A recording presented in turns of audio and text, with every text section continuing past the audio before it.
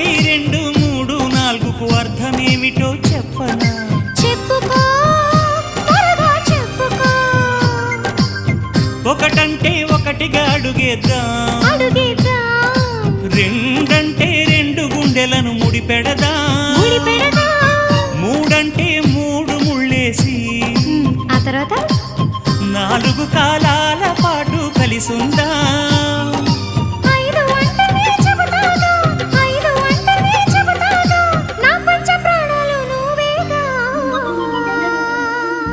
అమ్మావు ఇల్లు ఈగ చదివానాడు,